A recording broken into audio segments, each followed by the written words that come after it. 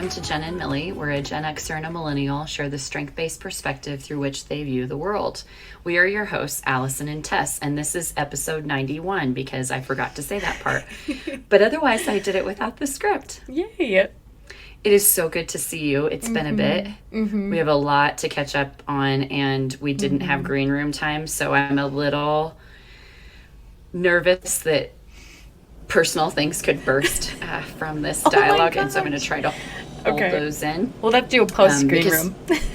Yeah, because usually we do some green room time prior so that, for lack of a better term, Allison doesn't spill the beans on a recording that goes out to humans other than the two of us to listen to. I am very excited because there are some things we're going to talk about today, closing out our word of the year. I think giving maybe some hints as to what's coming and what's ahead. Okay. And Tess started our dialogue with, can I do something different? Can I share something? And I love surprises. I know you know it. So I'm excited and ready to be enlightened. Okay, it's not anything like major. I mean, please don't build it up. You've built now up expectations. But it was something funny that I saw, like someone shared this tweet, right, on Instagram or something. And it leans into generations, and I already know what your answer is going to be to this, but it's basically a question. And it was like, you can tell a lot about a person by what TV show they think GG stands for. Golden Girls. Yes. Without hesitation. Without hesitation. I know that was going to be your answer. There were two very, very popular TV shows that were initial GG when I was growing up. Like in the height of my adolescence, right? Gilmore Girls and Gossip Girl. I've not seen either of those. I know you haven't. I knew Golden Girls was going to be your response. But this tweet by Akili Flattery, want to give credit, said you can tell everything you need to know about a person by whether they think GG stands for Gilmore Girls or Gossip Girl. And when I read that, I'm like, well, they are excluding Golden Girls. Obviously, it's for a particular generation, and I know Allie's going to respond Golden Girls with this. But I just thought it was so interesting because, like, even the difference between Gilmore Girls and Gossip Girl is, like, such a big generational divide in, like, my generation, right? When we were, like, we experienced both during, like, the height of adolescence. And then there's Golden Girls, so this is great because I am learning a lot about, as you know, but maybe not all listeners know, I am not a TV person. I have this TV plugged in above my fire. I don't even have it plugged in. I have this TV above my fireplace that I hardly ever turn on unless there's something specific, like CBS Sunday Morning sometimes, or I've been going through everything Ted Lasso, so I can't just watch Ted Lasso on my computer. I have to watch it on the screen because I clap so much. I'm so physically into the show and overjoyed. And if you read my music notes, I talked about, how musically it's so beautiful, so I want to hear it in a bigger way. But I make exceptions. Otherwise, I don't watch much TV. And everyone is into Yellowstone. I haven't heard of it. Yellowstone is some show that everybody's into. Anyway, as you know, I have a tendency to stay away from something if everybody's into it. Because we're both like that. No, Yep. I'm an Aquarius, so I rebel. And so I'm like, I'm not going to read Glennon Doyle's Untamed book, and I'm not going to until exactly the right person says to me, here's why you should read this. And then I will, it can't just be the general cultural norm to do it because I'll fight it. But if somebody who I respect tremendously says, you should read this or you should watch this and here's why, I will. And Glennon Doyle's Untamed changed my life, and I can thank my strengths coach and wild inspiration, Kristen, for that. However, I've been hearing about everybody and their dog watching Yellowstone. I'm like, I'm not watching this. Whatever. Kevin Costner, whatever. I'm not watching this. And then I think I was very lucky. I spent the holiday solo, and I was lucky that my friends Abby and Wade, as per usual, are so inclusive and treat me like family. And Wade has now started calling me his sister. He's an only, so he started calling me his sister. his parents were here from Texas, and so Abby was so sweet to include me in Thanksgiving dinner. And when I went, they were watching football on TV, and something came up about Yellowstone, and I said, "Oh, I haven't seen it." And Wade's stepdad turned to me and he goes, "Did you love Dallas?" Now, Dallas was a show along with Knots Landing, Falcon Crest, Dynasty. Like, it was basically a Thursday or Friday evening version of it was kind of a soap opera, but in a different setting. I said, "I love Dallas." And he said, "If you love Dallas, you will love Yellowstone." And now, with intention, I'm going to start watching Yellowstone. I get to spend, again, holidays solo. The kids will be here the week after. But I will be having some solo time the week of Christmas. And so I'm putting Yellowstone on my list. All of you should put Golden Girls on your list. It's fantastic. I know. We know. I took such heat for referring to it on our trip to St. Lucia, because I have a Golden Girls mask. I have Golden Girls, shirt. I love Golden Girls, and if I saw someone else wearing it, I would go up and say, "Oh my gosh, I love your shirt, Golden Girls." It's a fabulous show for 1,000 different reasons. So I would like to stay on the theme of surprise for just a bit before we get into closing the year. One of the things that I'm learning about myself and learning in this solo space and the Year of the Muse is to pay close attention to the things that fill my heart up. Like, what gives me joy? Dancing gives me joy, music gives me joy, and being intentional about how I share it, right? The music notes that I've shared, some of the things that I've done. So I've started thinking about, essentially, it's almost a golden rule kind of thing. Like, how would I want to be treated, or treat someone else the way that I would wish to be treated? I've started showing up at the airport that way. So it is the ultimate surprise. And as we know, we're getting into Love Actually season. Also, when I don't watch TV, the only movie that I watch during Christmas is I watch that just to release tears. But I love it. And I love the airport. You've not seen Love Actually? No. Have we discussed this before? We have, and I also have not seen Almost Famous. I actually put that on my queue. I saw it advertised because I know it's your favorite, and so I like checkmarked it to watch so I could get some of your Almost Famous references. I'm going to ask of you, between now and the end of the Year of the Muse, that you please watch Almost Famous, because the second you meet Penny Lane, you will understand me on a completely different level. I just wrote, my last blog post was a letter to her that I penned at a Johnny Cash themed dive bar called Mean Eyed Cat, and I, by myself, notebook, camera, the usual stuff to make me feel less uncomfortable, and it just all came to me, and I wrote this letter to Penny thanking her for the Year of the Muse and thanking her for the way she showed up. So please do. But airports are some of my favorite places to be, and because of the opening scene in Almost Famous, where they talk about this, what you witness at an airport. And I've been flying a lot. I've been traveling a ton. And when I come up the escalator, so at DIA, which is a huge airport, you come up the escalator and you see, for the first moment after you've gotten off the plane and you go all the way on the train and you go through the different stops, and it takes you forever to get from your plane to getting out of the airport. When you come up the escalator, you see where people are being greeted and picked up.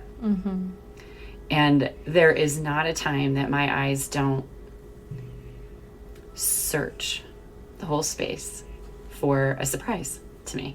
Like, someone is going to be waiting for me there. It's almost, maybe it's a little bit of manifesting, but it also goes back to remember when I talked about that dream image of chopping peppers and somebody knocks at the door, and that's like kind of a narrative for me, is the arrival and who is there anticipating my arrival. So there is not a time that I don't come up that escalator, and the floors at DIA have been redone. They're very sparkly, and my eyes see the sparkles, and my eyes look at the sea of people standing there. And it, for a while in travel, it was like a feeling of disappointment at first. Like, nope, it's just me. And you got to go take your shuttle to your car now. And no one's going to be there. Then it became witnessing the greeting. And joy and the way people would run and hug one another. I mean, my empathy went from, oh, I wish that was me, to, oh my gosh, how lucky am I to just even be energetic and to be witness to this. And I would leave more hopeful and more excited and more just glad to be in the universe to witness other people's love and joy. And then recently, kind of like the way that music notes began for me, it came from a place of heart hurt, where I was sharing music all the time with someone who I cared about very much. And when that relationship ended, I didn't know what to do with that expression of love. And so I made a list of all the ways that I could give that energy in a smart, helpful, safe, loving, kind way to others. All of these other humans who want to receive it. That's how music notes came to be. So I got off the plane one day and I thought, I can totally pick people up. I'm here. So I picked up one of my friends. I will send you the picture. Head to toe rock star. I had a pink wig, a Save Music Venues mask on, black leather top, black leather boots, and a sign that said, Megatron, your helicopter awaits.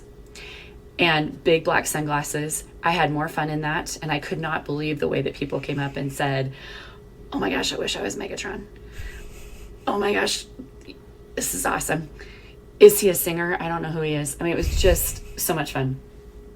Last night, I picked up my friend Sarah from the airport in head-to-toe Christmas tree. And I'll send this to you. I actually bought a Christmas tree dress. Yes. And I have a Christmas tree like headband or something? Headband. Yeah. And I wore my green black Pumas mask, green tights and boots. And I stood like this. Yes. And I had a little 4-year-old girl come up to me. She goes, are you an elf? And I said, yes. I said, Obviously. Christmas is coming. And then I had this rocker dude, like badass, tatted all up. And he came up and he goes, solid. And I mean, just the joy other people had in seeing me. I mean, I bet I had, I'm not kidding, Tess, 30 people in the short time I was standing there come up and say, oh my gosh, you rock. Oh my gosh, that's great. And then one woman stopped and she said, I wish you were picking me up. I wish someone would pick me up like this. And I turned to her and I said, that's where this came from. Like,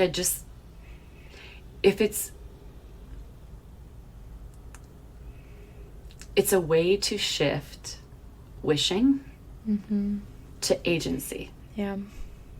And that's going to lead me into one of the things I want to talk to you about.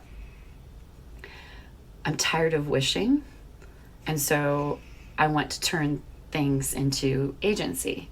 Yeah. And that feeling that I have that brings me tremendous joy and feels like love is because I'm giving it. And I've been so caught in thinking I have to be the recipient that I didn't have the recognition that it's in giving it that I feel the most. The music notes have been tremendous joy to me, whether people respond or not. It's been a way for me to give unconditionally and without even knowing. And sometimes I don't know. Last night I knew because Sarah was ecstatic. When I picked up my friend Megatron, I had an adult beverage for him in the car, a soup, and a sandwich. When I picked up my friend Sarah, I had a charcuterie board and an adult beverage for her. Love it. And because I thought to myself, when I get off a plane, I want to feel nourishment and home. And I want to feel like I'm seen and recognized. So I'll send you pictures of both. I love that. But I'm kind of thinking I could do this as a full-time gig. So if you want to hire me to show up for your friends at the airport, I would gladly pick them up at DIA in whatever costume. Yep. I'm picking up Lauren on the day after Christmas. She'll never listen to this. I have a completely different idea on how I'm going to pick her up. Okay. So anyway, surprise, wishing, agency, all of it has reminded me of hope. And I don't know if you have read Brené's new book yet. Oh, you've already read it. Of course you have. I haven't touched it yet.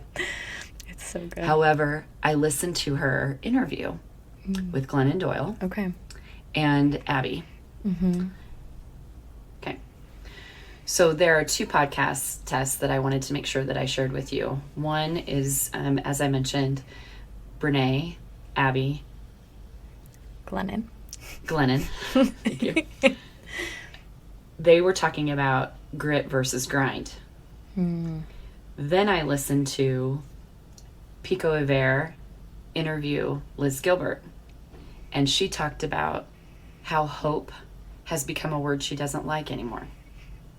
And the difference between like hope with realism and hope for oneself. So I want to go first to Glennon and Abby and Brené. Brené talked about grit versus grind. And Abby stopped her, no, maybe Glennon stopped her and said, tell me more about that. And she said, well, grit is the Duckworth, definition is, really around resilience. Grit demonstrates like, this is about me. I'm going to walk away from something. It's not what I thought. It's not working. It's changing course. It's a pivot. It's letting go. Grind is external. And it's focused on what will people think. And Abby practically shouts out in the interview or in the podcast. Abby's like, holy shit, this was me. I get it. The grind. I was in the grind. It's a culture, right? I was like, well, everybody thinks I have to do this. And so what would people think if I did it? And now she's in the grit. So she's learning to surf, and she surfs every day. And that's grit. Grind was her trying to keep going in the sports career that she was in. So one of the things that I loved that Glennon pointed out is a quote from Brené. Anger is a wonderful catalyst, but a terrible companion.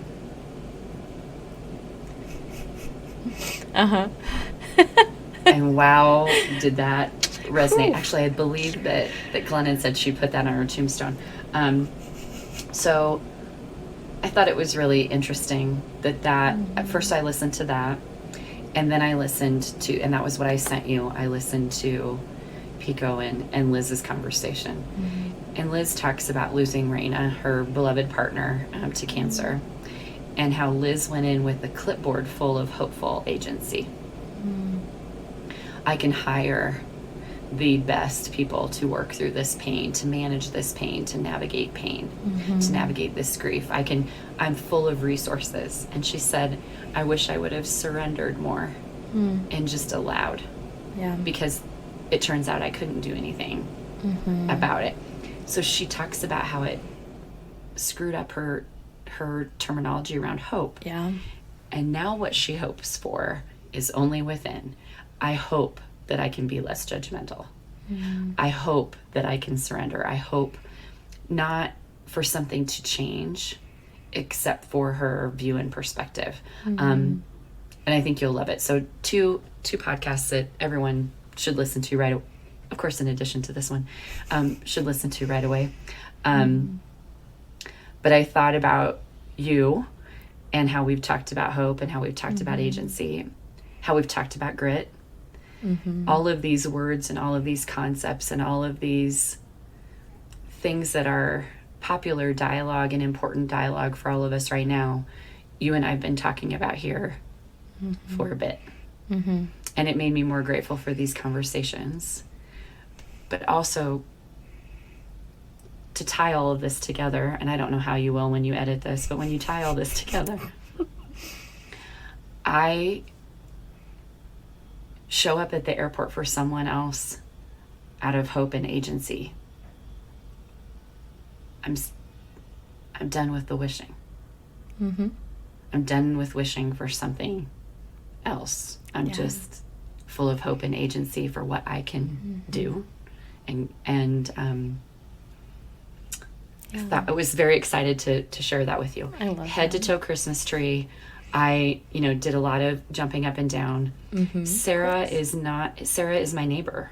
I see her weekly. This was not like someone I hadn't seen in months or years, but it kind of also reminded me of what we've spoken about here many times, how we greet someone, that invitation, the belonging, the joy, just the noting of, I'm so glad to see you. You matter to me. You are important to me.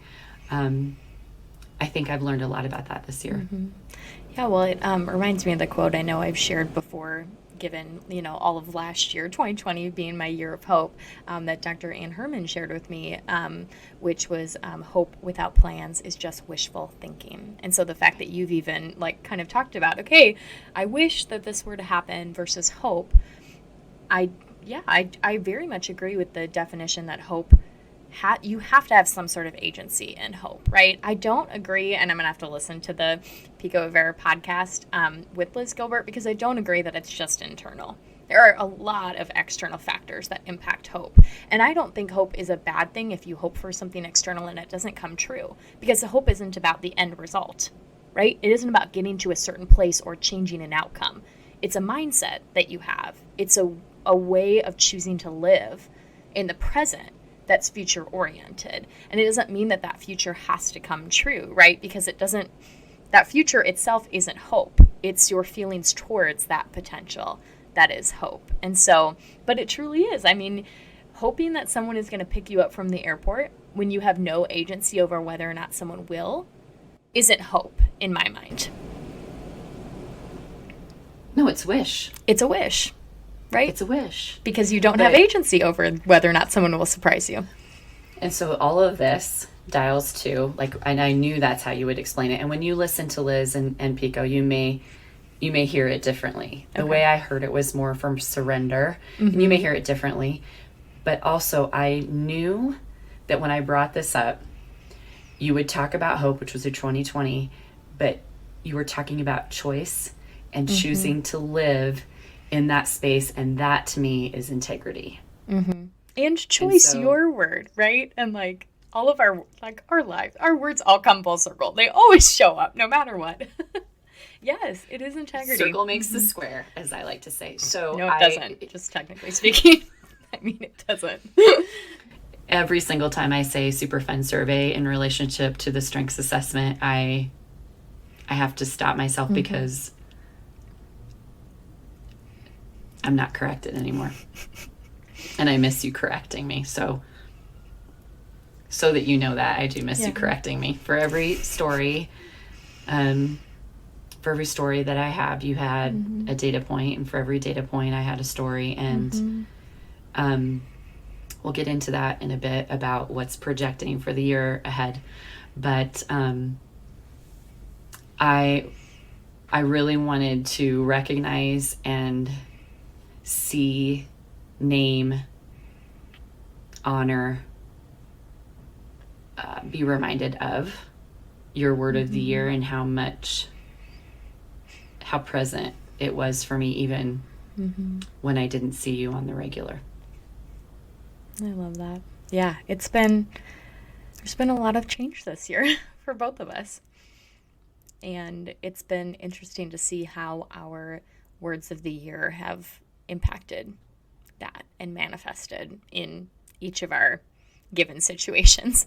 I do not think integrity has meant so many different things this year and showed up in so many different places. It's been a bit frustrating. It was like hope. It was like when I picked hope in December of 2019, right? Pre-pandemic, who knew that hope would be what would get us through, right? collectively as a society, right? And it's just really neat to see the lines of continuity between that. Integrity, when I first really kind of like landed on it in prayer, was about bridging the gap between who I say I am and who I am, like how I act, right? Like we want to believe we would act a certain way in situations, right? We have this conception of believing we would do the right thing. And I do have a lot of I hold myself to high morals. And so I wanted to basically, I was journaling and reflecting on this year, that was the definition I came to was, when I first landed in prayer on integrity and for me, I thought it was going to be this intense year of reflecting and okay, there's still a gap here. How can you make more of an effort to close the gap between who you say you are and who you are, when you act, right? And closing that chasm, right? As tight as it can be, bridging it in some way, shape, or form. But it's been crazy how much and I think this happens in every word of the year, right? How we expect it to show up and then how it actually shows up, right? So I was expecting this just introspective year of reflecting and really aligning my actions with my values in every context of my life. And mostly reflecting about when I fall short. And it's been crazy because I was presented not only early on in my choice of program, in, how things went down with my applications, in all the way through my, end of teammates, through starting this program, through finishing my first semester. I didn't think I'd be presented with so many actionable opportunities where just simply having the word in front of me as my intention for the year was almost this preemptive way to help me choose the right thing, right? It wasn't in retrospect reflecting on the gaps. It was a forethought of, okay, Tess, you pledged and you promised and you prayed for a year of integrity. And so here's an opportunity. Are you going to make a choice in integrity or not? Right? It was kind of crazy. I just, so I think it was more action. It was more of a verb than I thought it was going to be. I thought it was going to be a noun, in all honesty. I think we have very different spiritual beliefs, and I so love and admire that we can be so respectful of that in one another, and we can talk about it, and we know that about one another. Mm-hmm. As you're talking about this, you came to that in prayer. Mm-hmm. I came to my word of the year in meditation and in nature and in reflection, but as you know, I'm a big believer in manifesting and the law of attraction. And essentially the law of attraction is what happens when you name something out loud. Yep. It shows up. And it's kind of the phrase, we're talking about wishing, be careful what you wish for. I didn't know either how integrity would show up for you. Mm-hmm. I always saw it as a verb, but it became an action verb for you in many ways, that you were presented with a choice of how do I handle doing what's truly the right thing to do here. Yeah. And that's walking. That is walking in integrity. Yeah. Is when we choose to do no matter what we know is the right thing to do. And of course that's, subjective for a lot of people. Our values are different. Our approach to things is very different. But when I think about what's happened once I named the muse, once I let the muse out, what happened?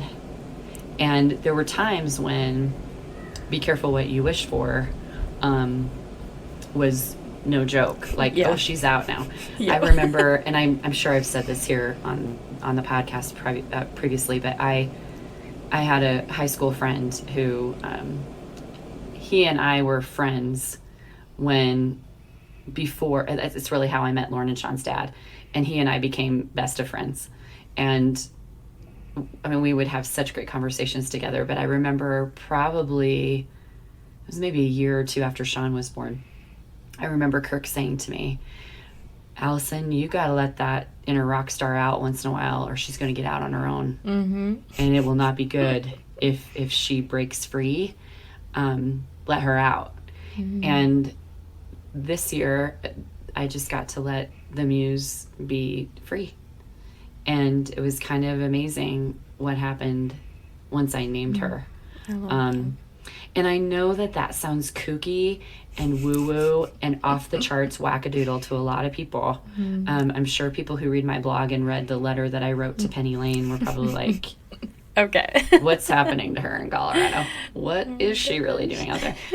But it was so important for me to have gratitude for what has happened to me this year, the lessons that I've learned, the ways that I silenced, in some ways, my inner critic who has been present for 46 years. And I silenced other voices, not necessarily silenced, but put those other voices further back from the stage and allowed my deep inner soul voice to be center stage. And I have realized who my friends are, as we often learn in those ways. I've learned where judgment sometimes comes from. I've learned a lot by really kind of learning these different parts of myself that I didn't know as well. So I think it's interesting what happens when we name something or someone or a word, and how that might manifest in our life. I'm curious as to what you're doing so I'm big in ritual and closing out the year and opening the new. So I'm curious as to how you have honored integrity and how you're closing out the year. Yes. So, I am as well, and big into reflection and ritual. And so, I close out and reflect upon the year in the same space that I project and forecast for the year to come. So they happen as like nice bookends during my birthday trip every year. So I have been kind of continually reflecting. Actually, it was the last podcast that we recorded where you were like, and let's plan for a time to like guess each other's words of the year again. And I was like, oh, I have not even thought about that, because integrity is still so palpable. And it always will be, right? Like, part of when this really came to me and hit me as my word of the year was in the realization that it is my number one value. And I hadn't really put words to that. Like, it was the string of continuity through every point in my life, right? Was the points I was so frustrated with myself or shameful about things I did was points where I didn't feel like I was living in integrity. And so it will always continue to be a very realistic presence, knowing that that's like my number one value. So I think I hadn't even like taken a moment to really pray about what I needed in this coming year until the last podcast. And so, but since then, I've really been reflecting, and there have been some really tangible ways, like goals that I had in terms of how I wanted to live in integrity. And like one of those I posted on social media, like one of those things was working to decolonize my bookshelf. That authors of color that I read were primarily authors that spoke on race and on American society. But there are people of color who are incredible authors that are in every single, in fiction, in nonfiction, in theology, in social science, like whatever I'm reading, regardless, like non-race specific related books, there is probably an author of color.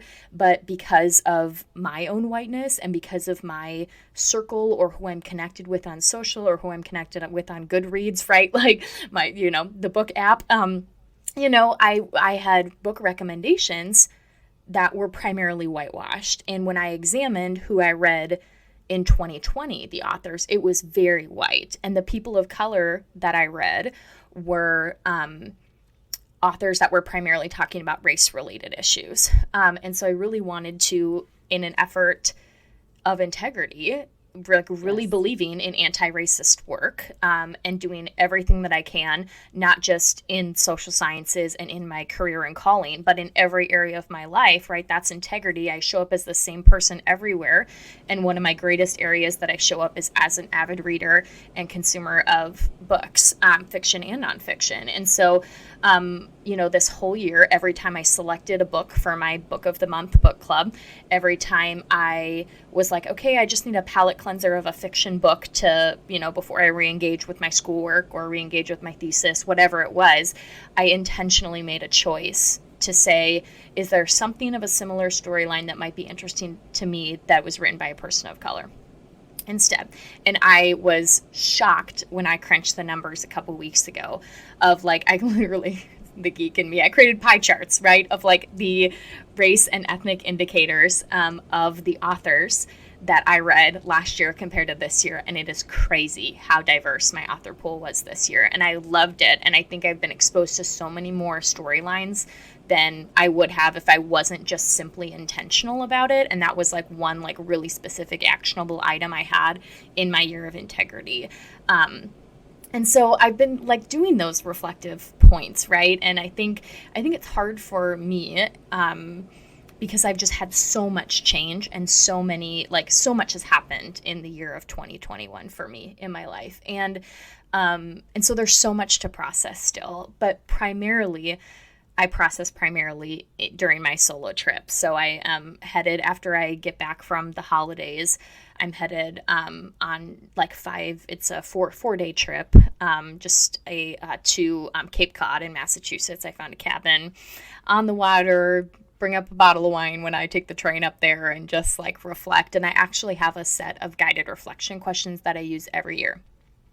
And it's a walk back through the previous year. It's like, like I love the daily examine, the Ignatian spiritual practice of, walk back through your day.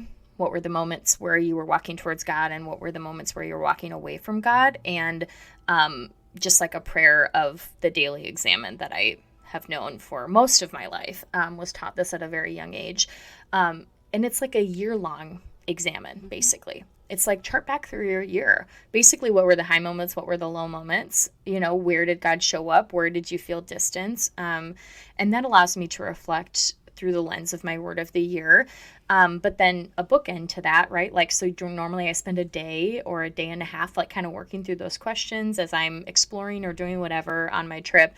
And then other couple of days or day and a half, I spend in the forecasting questions, the future focused questions. And I love those bookends because I think that's how my brain works. Like, where I'm going is so much affected by where I've been, right? Yes. Note my context. All of it, everything is filtered through the lens of who I am now, as opposed to who I was on December 13th of 2020 compared to who I was on December 13th of 2019, right? Like, I'm such a different person from then. I've grown and learned and reflected and challenged myself, and I want to acknowledge that. And so it's always simultaneous, a little bit of the reflection and the future casting. So that's kind of my plan. So there have definitely been things that I've done already, like points I've reflected on already, but there's a lot still to come, but to process. So I laughed. When you said decolonizing my bookshelf, I was like, what an example of action-based intentional integrity. And then I immediately thought of your learners. So I think a good question for our listeners would be whether they choose a word of the year or they look back and they reflect on their goals over the year, what strength gave agency to the intentionality? Absolutely. So your learner gave agency to integrity. Your context is giving agency to your planning for the year ahead. Absolutely. So I love that all the time. Like, you go into your bookshelf and you've got pie charts about your bookshelf. That's learner. Hello. Strategic. Professor tests. Yes. So, and then I was thinking about how my choices around the muse have been about music, very intentional music. So my bookend to the year that I started with the muse and music, I wrapped it up in Austin with a solo trip to Austin to be very intentional about exploring music. And I have one more concert. I'm going to see Nathaniel Rateliff at Mission Ballroom. I'm really excited about that. So I'm kind of closing my year out in music, and how my woo communication gave agency through me documenting it in the notes, music notes. And I hadn't really even thought about that until I thought about your pie charts. And so there's such an opportunity that we have as humans in the world to be intentional, to choose to live in integrity, to be present for others. There's just so many different ways that we can do that. I am grateful that these conversations allow me to remember that I just try to practice. And I won't always get it right exactly, but because of our connection as co-workers and now as great friends, we still continue to have meaningful dialogue with the intention of just staying in practice of this. Yeah. All the things that we've talked about for 91 episodes, how they come into culmination, and they really have. I do want to move us to future casting, which we both love, around the words and the intentions that we have in the new year. I will tell you that letting go of Muse is going to be harder for me than any other word has been. And I think because it's almost given me permission to do things that seem selfish, wild, not age appropriate, and fun. It's given me permission to be fun, and I don't want to lose that. But a little bit of what I'm going to give some clues, and I'm hoping you will too, is that I've decided that although I'm not a literary genius yet, I do love to write, and I do find that my writing resonates with people. And I am sick of my own stories. I have grown tired of writing about woe is me, or here's how you can turn this into a silver lining 101 by Allison Horn. I'm sick of it. Okay. So as you know, I have a personal blog. I have lots of agency and capacity in the way that I write. And that is a superpower for me. It's a gift. I am choosing to use my writing gift in a very different way this year. And that is framing up my choice of my word of the year. I've already decided. This is the soonest I've ever made a decision on a word of the year. And when it came to me, I was like, and yes. So my word of the year, I will be utilizing my communication strength and my love of writing in a way that serves others with tremendous intentionality. I also see my word of the year as a pathway for growth and exploration. And that's all I'm going to say about my word I love of the year for 2022. I'm so excited. Oh, I'm so excited to hear what it is. I have so many guesses in my head already. So I would love to hear any clues or insight that you can give me. And if you haven't decided yet, that's okay. But what you're pondering around the year ahead. So I believe I have it. And also, unlike me, because usually when it comes to me, it sits in my gut and I just know, right? And it's there in my gut, but not with the same certitude that my word of the year has been, like in my gut in the past. And so a little more prayer and pondering on it. But I think what I'm trying to think about, gosh, I didn't know about clues or what I'm thinking of. I do want to give you clues because I feel like it's probably a little different than you would anticipate, at least in terms of what I'm thinking. Okay, so for me, what I've realized is, yes, while we change and grow and progress as human beings every year, there's so much consistency in who we are at the same time. I know earlier I was like, I'm not the same person that in a lot of ways, yes, but there's a lot of consistency in who we are. And so one of the things that happened is literally everything in my life changed this year, where I lived, what my space looked like, how I spend my time, what my job is, every point of my life changed this year. And, but a lot of the patterns and the choices and who I was presented itself in a very similar way, even though my life looks so different now than it did at the beginning of the year. And so I think my goal or my word of the year right now, if I believe, I'm pretty sure that this is the one. It's a little bit of a challenge to myself in the growth that I've always wanted to have in my life. Like, I've always wanted to shift my life just a little bit, right? And not in a way of like not accepting who I am. I fully accept who I am. I think, but you know that one of my proclivities is to go to the extreme, right? To work a lot, to get involved in everything, to, you know, want to say yes to everything, right? Which I love about myself. Like, I'm very passionate and committed when I do things. But I think the downside of that is I neglect myself a lot. And so part of my word of the year is trying to challenging myself to prioritize myself as much as I prioritize the things that I believe in and the things that I want to do, and not just prioritizing my future self. Like, I already found myself like volunteering to like help on research so that I could get credit on published articles. And I'm like, I don't have the time for that really. But I'm like, in the back of my mind, I'm like, oh, but I should say yes to it because it'll help my future self. But in the end, if it helps my future self while neglecting my present self, like, that actually isn't helping my future self. So all of this, I know, I was thinking the same thing when you were explaining to me. So yeah, there's just a lot involved in that. So I think there's a lot of, I just found myself very easily slipping back into the patterns of not resting, not enjoying, not being present, but always like making decisions out of what's going to be best for me in the future. And so part of my goal is to try and find, like, strike some sort of balance there. So yeah. Okay. Can't wait to guess. Guess. When are we guessing again? Okay, yes. We actually, like, set dates on the calendar. On an Insta Live. Let me look.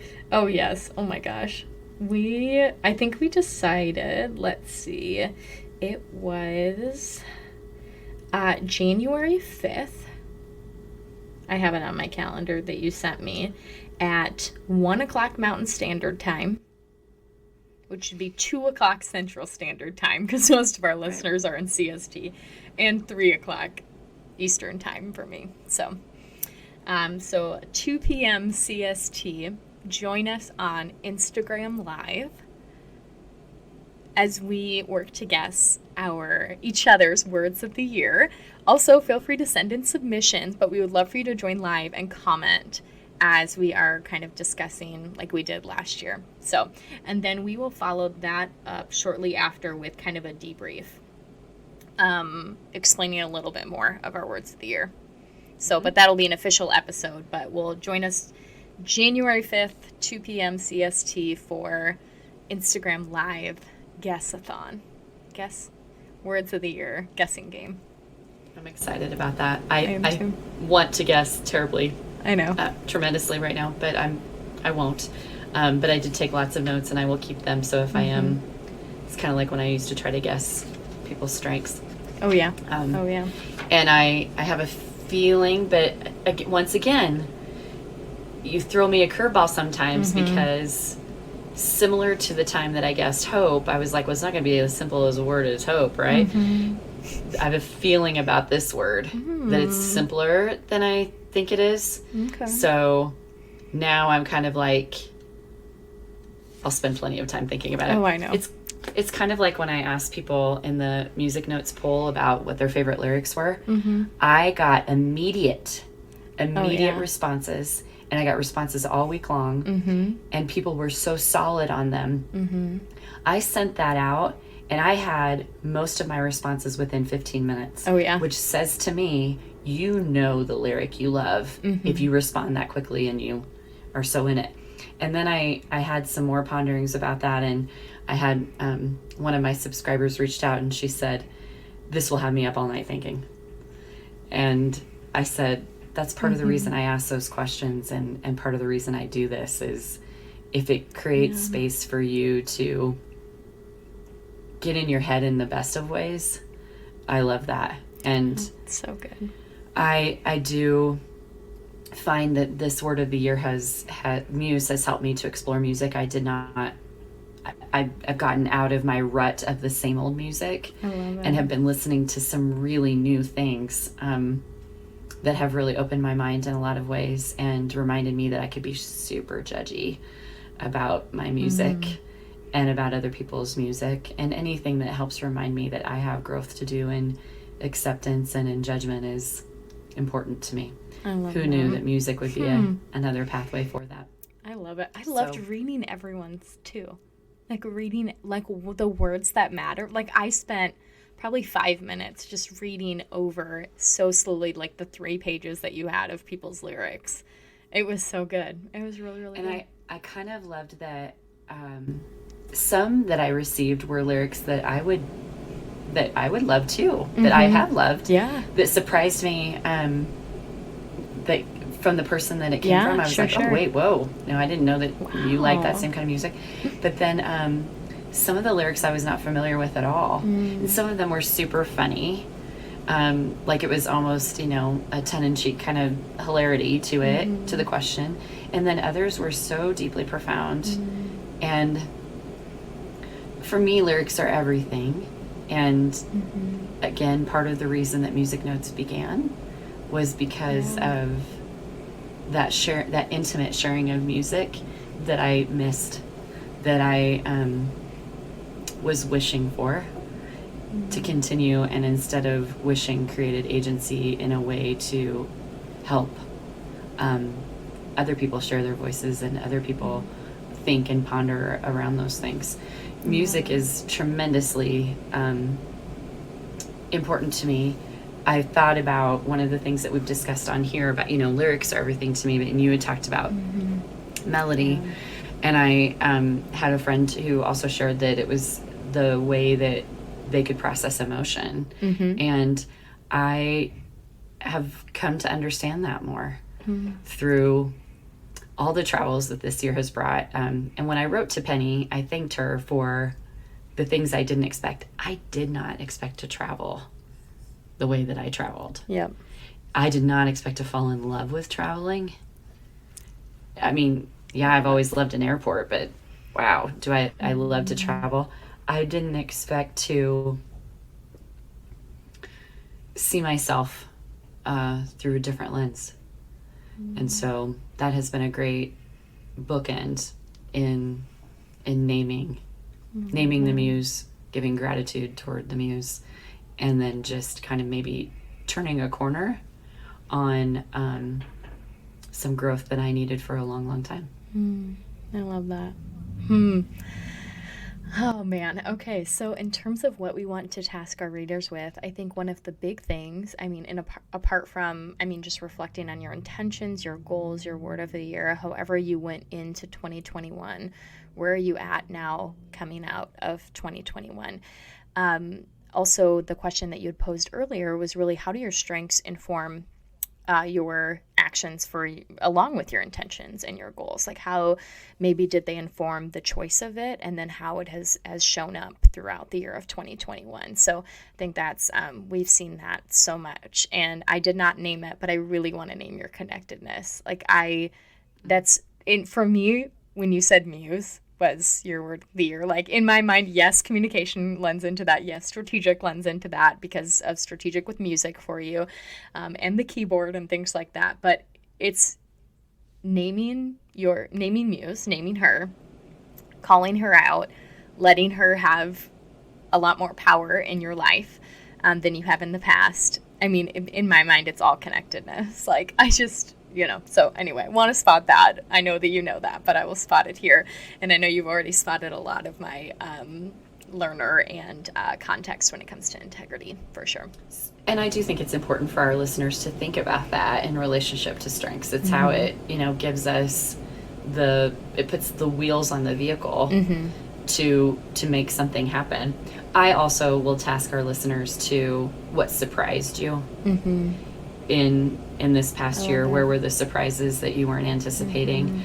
That is not my word of the year for next year, but it is one of my favorite words, and it's one of my favorite things. I just absolutely love surprise. And in reflecting on the year that was, I would love to know how people were surprised. That's good. Awesome. Maybe you were surprised by a Christmas tree. at the airport. At the airport. Hopefully Katie listens and responds. Oh my gosh, I love it. Well, thank you everyone for tuning in to episode 91 of Genn and Millie. If you enjoyed today's conversation, consider sharing this episode with a friend. To interact with us and share your responses to the questions that we posed, the best way to do so is by giving us a follow on Instagram at Genn and Millie. That's at GENNANDMILLIE. Until next time.